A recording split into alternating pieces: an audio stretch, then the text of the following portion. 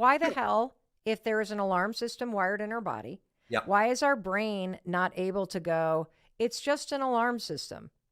Just give yourself a hug and take a deep breath. Thank it for trying to protect you. Next.